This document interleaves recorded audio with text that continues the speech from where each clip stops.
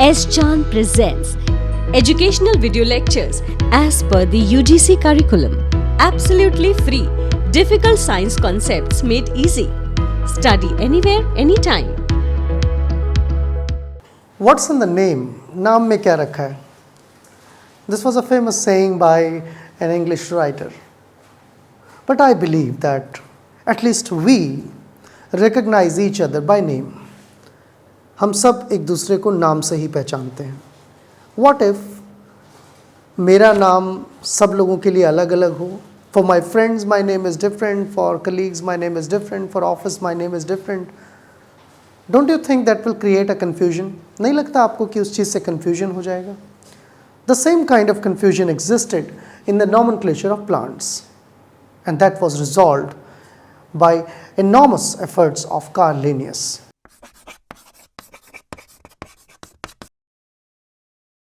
Welcome to S Chand academy. मेरा नाम आदित्य है और हम इस वीडियो में उसी नॉमेनक्लेचर की बात करेंगे जो प्लांट किंगडम के अंदर आने वाली डिस्पैरिटीज़ को, उनके नेमिंग से रिलेटेड चीज़ों को दूर करता है. अगर आप इन टॉपिक्स के बारे में और पढ़ना चाहते हैं तो एस चांद पब्लिशिंग की इन बुक्स को रेफ़र कर सकते हैं. And in case you don't have hard copies of these books, you can go down in the description box and find link for e books. तो आइए शुरू करते हैं. हमारा डिस्कशन इस वीडियो में होगा बाइनोमियल नॉमेनक्लेचर के ऊपर. तो बाइनोमियल नॉमेनक्लेचर एक ऐसा नॉमेनक्लेचर है जिसमें एक इंडिविजुअल प्लांट, और ये एनिमल्स पर भी अप्लाई होता है, या एनिमल, इनको हमेशा दो वर्ड का एक नाम दिया जाता है. वो नाम क्यों दिया जाता है, उसके पीछे के रूल्स क्या होते हैं, कैसे वो नाम दिया जाता है, किन चीज़ों को ध्यान में रखा जाता है, क्या एम्बिग्विटीज़ हैं, इन सारी बातों का डिस्कशन इस वीडियो में किया जाएगा. लेकिन हम इस वीडियो की शुरुआत करेंगे इस बात से कि आखिर इस बाइनोमियल नॉमेनक्लेचर की ज़रूरत क्यों है. Why it was required. क्या common day to day life में यूज़ होने वाले नाम काफ़ी नहीं थे, या उनमें कोई डिफ़िकल्टीज़ थी, उनमें कोई चैलेंज था.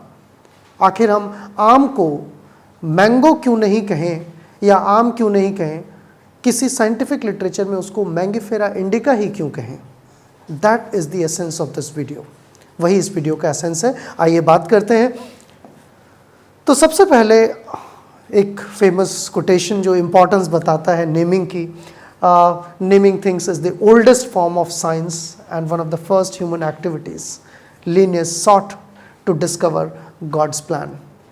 तो लीनियस के जो कंट्रीब्यूशन थे ये एक्चुअली ह्यूमन की सबसे एंशिएंट प्रैक्टिस नेमिंग उससे रिलेटेड थे. क्योंकि हम देखिए, आप घर में किसी का जन्म होता है, कोई बच्चा होता है, तो उसका भी पहला जो चीज़ होती है उसको नाम दिया जाता है. बहुत सारे लोग तरह तरह के सजेशंस देते हैं क्योंकि ये रिकग्निशन में मदद करता है.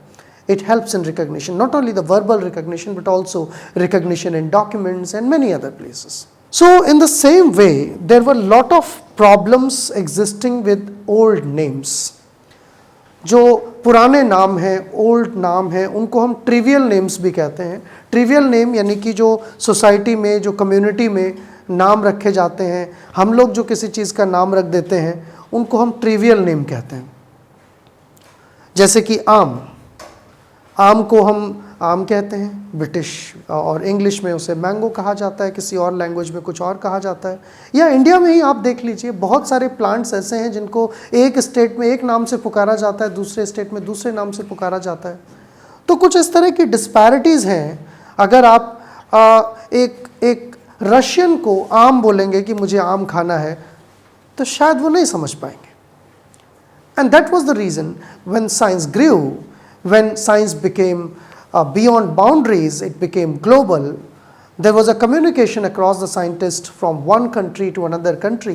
It became difficult to recognize the nature of a specific plant on which research was done when the regional terms or trivial names were used. जब trivial नाम यूज़ किए जाते थे तो उनके साथ समस्याएं थी. किस तरह की समस्याएं थी वो आइए देखते हैं.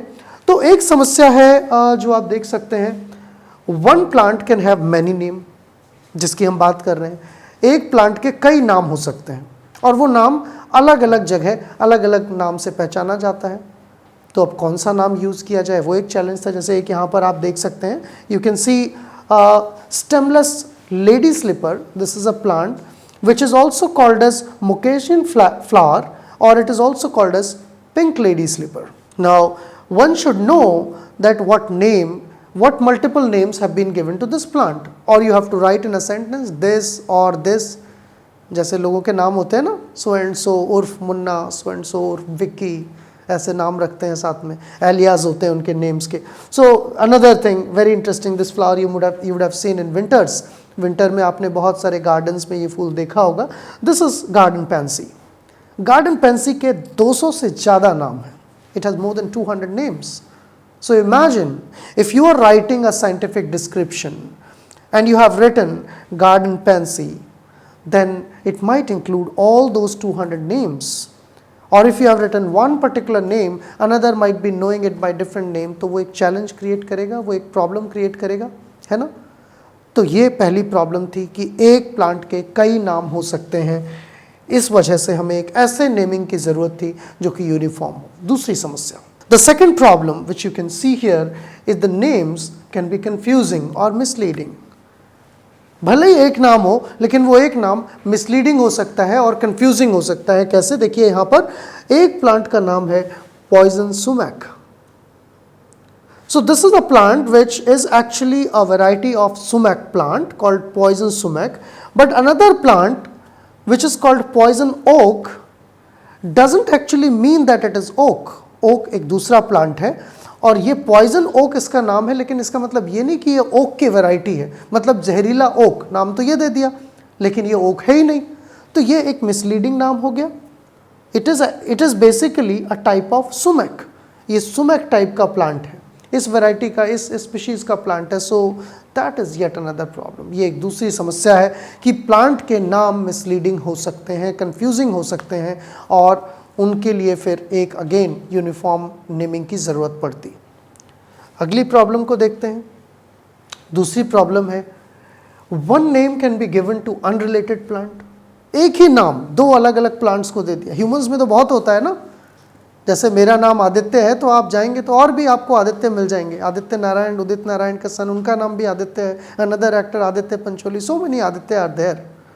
सो if in a crowd somebody calls my name Aditya, so many heads will be turning around that sound. That will create confusion, right? वो confusion create करेगा. तो ऐसे ही प्लांट्स को लेकर भी confusion हो सकता है. अगर आप एक साइंटिफिक लिटरेचर में एक ऐसा नाम लिख रहे हैं जो किसी दूसरे प्लांट के लिए भी है, so somebody else might be thinking पता नहीं किस प्लांट की बात की जा रही है, और आपका पूरा डिस्क्रिप्शन ही वेस्ट हो जाएगा. That will be assigned to another plant which it is not meant for, जो नहीं किया जाना चाहिए था. One example is there in front of you. एक प्लांट का नाम है फायरवीड. एक और प्लांट है फायरवीड. दोनों को देखिए आप, कितने डिफरेंट हैं दोनों एक दूसरे से अपीयरेंस में, और इनकी फैमिलीज में, इनके ग्रुप्स में ये पूरी तरह अलग हैं. तो क्या हम फायरवीड को अगर मेंशन करेंगे तो जो रीडर होगा, without actual photograph or without actual description, will that reader be able to understand कि किस fireweed की बात की जा रही है? No, that will create enormous confusion. जो properties हैं fireweed की वो एक जगह लिखी हुई हैं, वो पता नहीं किसके लिए हैं, एक plant के लिए कि दूसरे plant के लिए. So that is yet another requirement. ये एक दूसरी ज़रूरत है plants के एक regularized nomenclature के लिए. ऐसा nomenclature जो दुनिया भर में एक जैसा हो, यूनिफॉर्म हो. Similarly we can have yet another example. एक और एग्जाम्पल हो सकता है हमारे पास. प्लांट के नाम जो है मिसलीडिंग और कंफ्यूजिंग भी हो सकते हैं. इसका मतलब ये हुआ कि प्लांट का जो नाम है वो एक्चुअली उसके किसी कैरेक्टर को शो कर रहा हो, लेकिन वो कैरेक्टर उसमें हो ही नहीं. जैसे कि आप इस पिक्चर में देख सकते हैं, this is the name given to a plant called sweet fern. But you know ferns are pteridophytes. Fern pteridophyte होते हैं जो एंजियोस्पर्म से काफ़ी प्रिमिटिव होते हैं, उनमें वेस्कुलर सिस्टम डेवलप नहीं होता है. लेकिन जैसे ही कोई इसका नाम स्वीट फर्न दिखेगा उसको लगेगा ये तो फर्न है, दिखने में भी फर्न जैसा लग रहा है, तो ये मिस इंटरप्रेट हो जाएगा. This will be miss interpret into another tax on. लोग समझेंगे ये टेरिडोफाइट है, but it is not. So that also gives you another reason. हमने बहुत सारे रीज़न देखे, हमने बहुत सारे कारण देखे जिनकी वजह से एक ऐसे नॉमेनक्लेचर की ज़रूरत थी जो कि यूनिफॉर्म हो. पूरी दुनिया के साइंटिस्ट एक प्लांट को एक ही नाम से जाने, और जब उसका डिस्क्रिप्शन लिखा जाए, उसको डिस्क्राइब किया जाए, तो उसका वही नाम यूज़ किया जाए. और नाम रखना ये भी एक चैलेंजिंग बात थी. ऐसा नहीं था कि कोई भी नाम उठा के उसमें रख दिया जाए, राइट. जैसे हम लोगों के नाम रखे जाते हैं, रैंडमली तो रखे जाते हैं। तो प्लांट के नाम अगर ऐसे रैंडमली रख दिए जाएंगे, then again it will not make any sense. So there was requirement of deep scientific knowledge and there was a requirement of keeping an association between the name and its traits, and there was also requirement to get rid of all these shortcomings which we discussed. ये जो कमियों की हमने बात की, ये सारी कमियां दूर करने की ज़रूरत थी, और इसी के लिए Carolus von Linnaeus, who is also considered as father of botany and father of this nomenclature, उन्होंने ये nomenclature प्रपोज किया। और इंटरेस्टिंग बात ये, उन्होंने अपना नाम भी दो ही वर्ड्स का बना लिया बाद में। कैरोलस वॉन लिनियस था, लेकिन उन्होंने कैरोलस लिनियस अपना नाम भी बाइनोमियल नॉमेनक्लेचर की वजह से इंस्पायर होकर चेंज किया। तो हम ये सारी चीज़ों के बारे में बात करते हैं। एक छोटा सा एग्जाम्पल और भी है जो एक और रीज़न देता है हमें बाइनोमियल नॉमेनक्लेचर का, और वो एग्जाम्पल है कि कुछ नेम बहुत ही ज़्यादा डिफ़िकल्ट हो सकते हैं। जहाँ एक तरफ ट्रिवियल नेम आसान होते हैं, ट्रिवियल नेम इजी होते हैं, वहाँ कुछ एग्जाम्पल्स ऐसे भी हैं जो डिफ़िकल्ट नेम्स के हैं। जैसे आप इस प्लांट का नाम देखिए, इसका जो बोटेनिकल नेम है, जो बाद में नॉमेनक्लेचर के बाद नाम दिया गया, that was plantago media. But if you look at the traditional name, अगर आप पुराने लिटरेचर में इसका नाम देखेंगे, I don't know how many of you would be able to even read this. इतना लंबा नाम, and how convenient will you feel about this. आप कितना कंफर्टेबल इस नाम के बारे में फील करोगे। इतने लंबे नाम पहले लिटरेचर में यूज़ किए जाते थे इस प्लांट के लिए। So that is yet another reason. ये भी एक दूसरा रीजन है जिसकी वजह से प्लांट को बाइनोमियल नॉमेनक्लेचर और एक साइंटिफिक नॉमेनक्लेचर की ज़रूरत थी। वी विल नाउ लर्न, अब हम सीखेंगे कि बाइनोमियल नॉमेनक्लेचर क्या होता है, कार्ल लिनियस ने कैसे बाइनोमियल नॉमेनक्लेचर को फॉर्मुलेट किया, उसके क्या रूल्स होते हैं और उनको किस तरह से रिप्रेजेंट किया जाता है, but just after a short break. Hello everyone, I am Dr. Seema Thakran. In semester 1, we covered limit and continuity, differentiability, asymptotes, tangents and normals, curve tracing. Now in semester 2, I will be covering differential equations and partial differential equations. There are number of differential equations, so we'll be learning how to find solutions for particular differential equations. Then we'll come to partial differential equations, and this topic is very important. If we see the applications, real life applications of this differential equation and partial differential equations, one of the applications are like circuits. We have any circuit we can write in a form of a differential equation, and then we can solve the circuit. Then Newton's law of cooling is completely based on differential equations. Then coming to heat flow, that is also completely based on differential equations. Stay connected with S Chand Academy. Don't forget to share, like and subscribe S Chand Academy, and don't forget to press the bell icon also for the future updates. Thank you.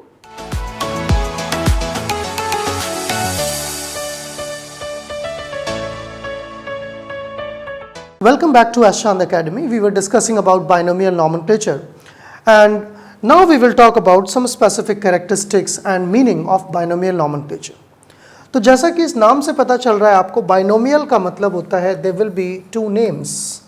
Binomial, हर एक नाम के अंदर दो name होंगे, दो सब categories होंगी, दो सब टाइप्स होंगे. So by definition, the binomial nomenclature or two term naming system, एक नेमिंग सिस्टम जिसमें दो टर्म्स होते हैं. It is a formal system of naming species और living things which include both plants as well as animals by giving each a name composed of two parts. उसके नाम में दो हिस्से होंगे, both of which use Latin grammatical forms. Latin use होगी उसमें, although they can be based on the words from other languages. हालांकि बाकी लैंग्वेजेस से भी वर्ड आ सकते हैं, लेकिन वो लेटिनाइज्ड हो जाएंगे.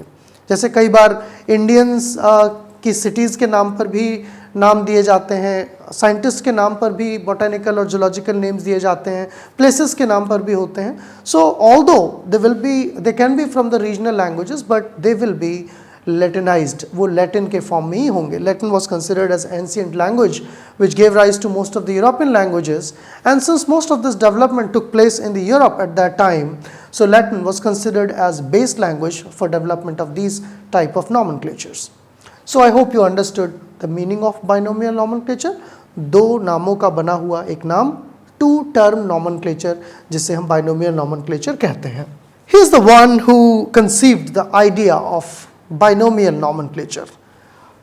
Carolus von Linnaeus. Later he renamed himself as Carl Linnaeus. So you can see one of his earliest works called Species Plantarum. इन्होंने ये किताब लिखी थी Species Plantarum, और उस Species Plantarum जो 1753 में लिखी गई थी, आज से करीब 300 साल पहले, तो इस किताब में ही इन्होंने पहली बार बाइनोमियल नॉमेनक्लेचर का जिक्र किया था, इसके बारे में बात की थी. And he said that the first part of the name, जब भी हम बाइनोमियल नॉमेनक्लेचर लिखेंगे तो उस नाम में पहला हिस्सा जिसे हम जेनेरिक नेम कहेंगे वो किसी भी प्लांट के एक जीनस के ग्रुप को बताएगा, जबकि दूसरा पार्ट जो है, second part, that will tell about the specific name, or that means species. और इन दो पार्ट्स को हम कई बार एपिथेट भी कहते हैं, genus epithet and species epithet. तो ये दो पार्ट्स हमेशा किसी भी प्लांट के नाम में होंगे. जैसे कि दो पॉपुलर नाम अगर मैं लूँ यहाँ पर, जिनको आप शायद ऑलरेडी जानते होंगे. एक नाम मैं आपको कई बार बोल चुका हूँ, called Mangifera indica. So one name is Mangifera indica, and another name you also know from genetics, जब आप जेनेटिक्स के बारे में पढ़ते हैं, Pisum sativum. So this is the name for a common mango, जो आप आम खाते हैं, उसका प्लांट का ये साइंटिफिक नेम है. और इसको हम कहते हैं मटर, जो कॉमन गार्डन पी होती है, गार्डन वाली मटर होती है, जिस पर ग्रेगर जॉन मेंडल ने बहुत काम किया था. तो यहाँ पर मैंगो को मैंगो लिटरेचर में ना लिखकर मैंगीफेरा इंडिका लिखने से क्या बेनिफिट है कि across the globe entire scientific community knows that mango is known by the name Mangifera indica. And here also, यहाँ पर यह भी जानकारी हमें मिलती है कि Mangifera is the genus. There may be other plants also which may belong to this genus. So we will also be able to figure out अगर मैंगीफेरा नाम का कोई और प्लांट है, it means it is closely related to this particular plant. Mango की तरह ही होगा, species अलग होगी लेकिन जीनस उसकी सेम हो सकती है. So that is the advantage of binomial nomenclature. इसी को हम साइंटिफिक नेम भी कहते हैं, इसी को हम बोटानिकल नेम भी कहते हैं. अगर प्लांट का नाम है, एनिमल का नाम है तो उसे जूलॉजिकल नेम कह सकते हैं. इनके लिखने के कुछ नियम भी होते हैं, कुछ तरीके हैं, कुछ रूल्स हैं इनको लिखने के लिए जो हमें हमेशा ध्यान रखने होते हैं. उनमें कोई मिस्टेक्स नहीं करनी होती है, अदरवाइज उनको एक बड़ी मिस्टेक की तरह देखा जाता है. And specially when you write that in your exams, अगर आप एग्जाम में वो गलती करेंगे, you can have deductions in your marks as well. So the scientific name के जो जनरल रूल्स हैं उनकी मैं बात कर रहा हूँ. ये इटैलिक या अंडरलाइन लिखा जाता है. तो जनरली टेक्स्ट बुक में जब प्रिंटिंग होती है तो प्रिंटेड मटेरियल में इटैलिक करना आसान है. So it is very much possible that you can do italics, but when you are writing, अपनी हैंड राइटिंग में लिख रहे हैं, तो शायद वहाँ पर इटैलिक करना ज़रूरी नहीं, पॉसिबल नहीं होता है, ईजी नहीं होता है. तो अक्सर इनको क्या किया जाता है, अंडरलाइन किया जाता है. So these two things should be underline, that is a prime requirement. Then second thing, generic name, जो जीनस का नाम होता है वो उसका फर्स्ट लेटर कैपिटलाइज्ड होना चाहिए. यानी कि आप जब मैंगीफेरा लिख रहे हैं तो एम कैपिटल ही होना चाहिए, that should be capital. But at the same time species epithet जो है, जो स्पीशीज का नाम है, वो हमेशा लोअर केस से स्टार्ट होना चाहिए, स्मॉल लेटर से स्टार्ट होना चाहिए, वो कभी कैपिटलाइज नहीं होगा.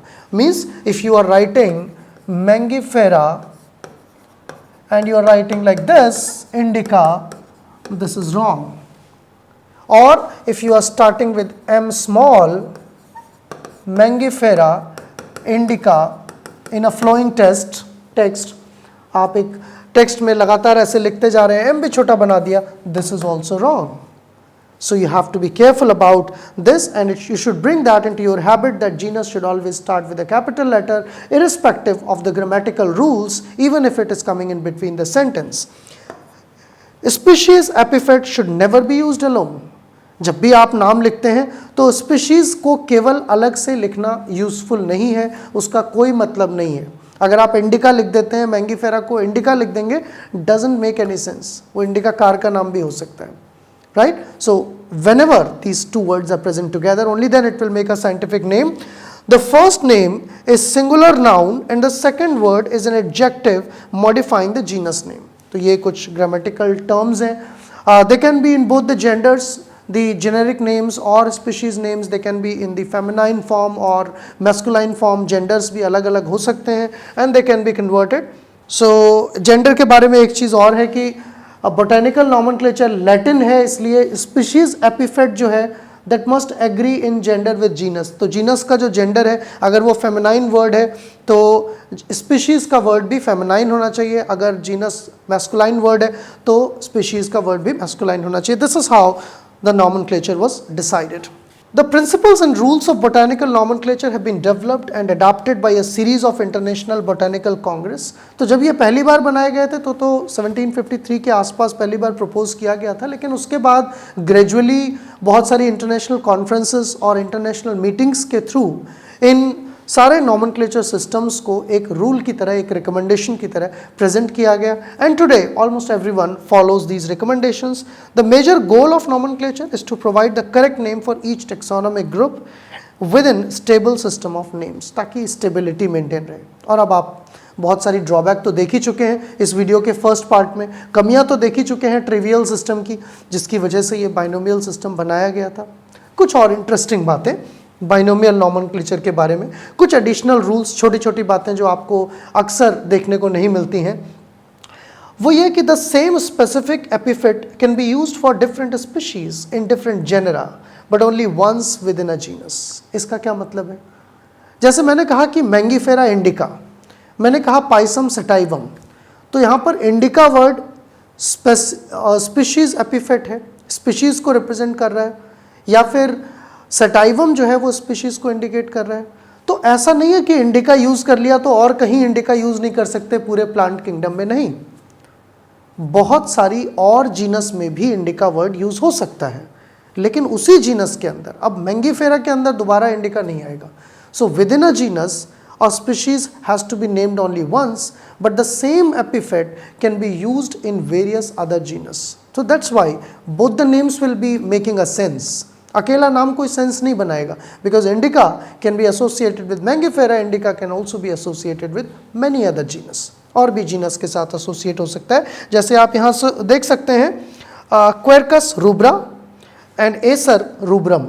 यहाँ पर वो वाला रूल भी आ जाता है, इसका जो जेंडर वाला रूल है. So Acer rubrum and Quercus rubra, one is representing red oak, another is representing red maple.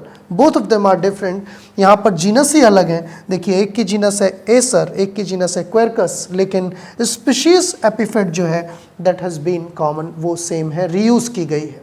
So that is the purpose of this additional rule.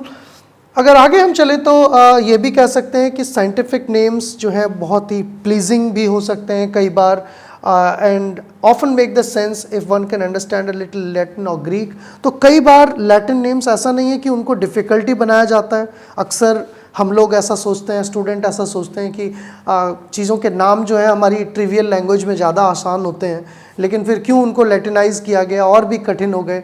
But that is just a language, and if you understand that language, अगर आप उस भाषा को समझते हैं तो उस भाषा में दिए गए नामों के कुछ मतलब भी कभी कभी होते हैं और उनसे मीनिंग निकल कर आता है, सेंस निकल कर आता है. वो कई बार प्लीजिंग भी हो सकते हैं names. They will not be as difficult as you think.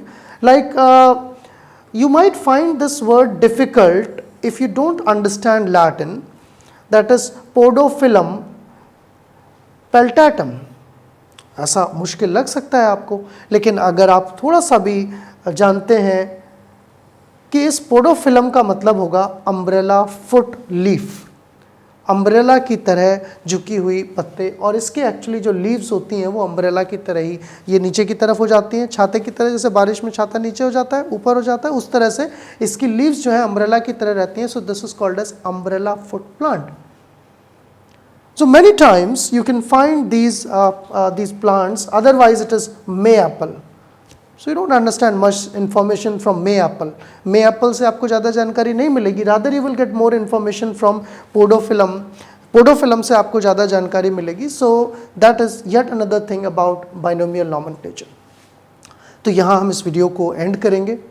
एक बार हम पूरी समरी देख लेते हैं कि हमने क्या इस वीडियो में सीखा। हमने इस वीडियो में बाइनोमियल नॉमेनक्लेचर की बात की। शुरू के कुछ मिनट्स में हमने इस बारे में डिस्कशन किया कि बाइनोमियल नॉमेनक्लेचर की ज़रूरत क्यों पड़ी, आखिर क्यों पुराने नाम और ट्रिवियल नेम्स जो थे वो हमारे लिए काम के नहीं रहे, उनमें क्या डिफ़िकल्टीज़ थी।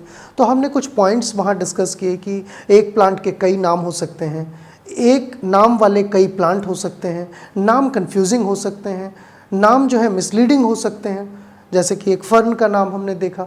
इसके बाद हमने डिस्कस किया कि इन सारी समस्याओं को दूर करने के लिए किस तरह से कार्ल लिनियस ने पहली बार बाइनोमियल नॉमेनक्लेचर का एक प्रपोजल दिया 1753 के अराउंड, और वो उन्होंने अपनी किताब स्पीशीज प्लेंटेरम में दिया। और फिर हमने ये डिस्कशन किया कि उस बाइनोमियल नॉमेनक्लेचर की क्या कैरेक्टरिस्टिक्स होती हैं। जब हम उसको अपनी हैंडराइटिंग में लिखते हैं तो हमेशा अंडरलाइन करना होता है। जीनस में पहला लेटर बड़ा, स्पीशीज़ में पहला लेटर छोटा होगा, और अगर वो बुक में प्रिंटेड है तो इटैलिक भी कर सकते हैं या अंडरलाइन भी कर सकते हैं, इन दोनों में से कोई एक चॉइस रख सकते हैं। और कुछ हमने एडिशनल रूल्स की बात की। With that we discussed the complete binomial nomenclature. अगर आप इन टॉपिक्स के बारे में और पढ़ना चाहते हैं तो एचएल पब्लिशिंग की इन बुक्स को रेफर कर सकते हैं। And in case you don't have hard copies of this books, then you can go below in the description box and find link for ebooks. मुझे लगता है कि आपको ये वीडियो पसंद आ रहे होंगे और आप एंजॉय कर रहे होंगे अपने करिकुलम के साथ इन वीडियोज़ को। अगर ऐसा है तो आप इस चैनल को लाइक, शेयर और सब्सक्राइब करिए। और अगर आप अपने डिवाइसेस पर रेगुलर अपडेट्स चाहते हैं तो स्क्रीन पर प्रेजेंट बेल आइकन को प्रेस कर सकते हैं। Thanks for watching.